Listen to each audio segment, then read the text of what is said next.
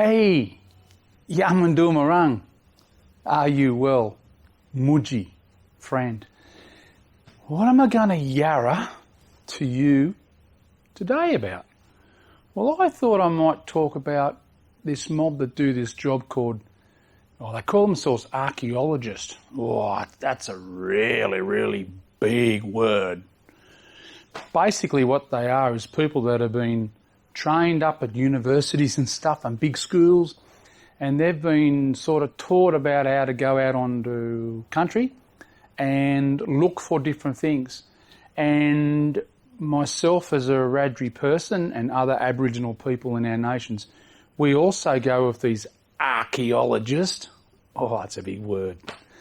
We also accompany them and we go out on country to show them different things and to let them understand how you don't just look at a landscape, you have to feel it and you've got to be part of it. And that's where Aboriginal people can really assist these people to better understand what they're looking at, what they're digging, what they're touching, and what they're feeling in country. Archaeologist. Oh, let's think, I'm going to introduce you to a couple. This is Jess. Hello, Jess. And this is Georgie. Hello, Georgie. How you going? These are my two mudgies. And these are the two people that I've been working with over a long period of time to go out on country and find out about all sorts of stuff. Maybe we might be digging big holes. So if you look at this little screen up here, you'll see a sort of pit that we dig in the ground. Yeah, you've got to go down and dig and square it all out, make it all neat and tidy. And then you have a big sieve. Whoa! And you've got to put all the dirt in. Things fall out the bottom. And then we look inside and see what any little artefacts that might be in there. And then we collect those, record those, put them in a safe place.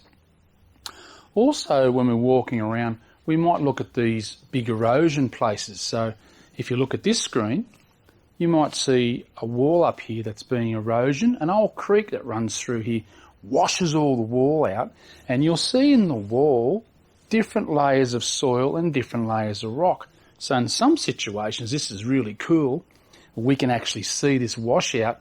We don't have to dig down exceptionally deep to find out what's happening, because these walls here will show us what's in there. Very important also when we do digging that we're very mindful and respectful of country. We don't take any artefacts that should not be moved.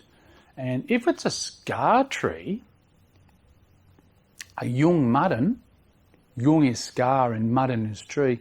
If it's a scar tree like this, well, we really can't move those. So we've got to take special consideration about what we're going to do about those. When we go on country, every single time, we have to make sure that we use a thing called yinjamara, respect. We also need to make sure that we can educate these archaeologists and others in the place to understand a little bit about our culture, our ancient culture, and also try to assist them to understand a bit better about where our people lived and where we still live, because you've got to remember, Wiradjuri culture is not just in the past, it's also today and it's also tomorrow. It's a living culture of 60,000 years. So, Georgie and Jess, my two art friends, they help me. That's not their real names, we're just giving them special names. I help them and they help me to save Wiradjuri culture, which is extremely important. And I thank them very much for doing that.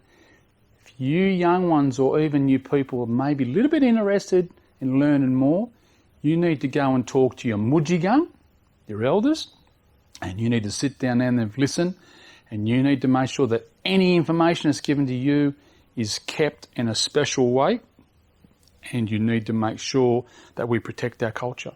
I know you can do that.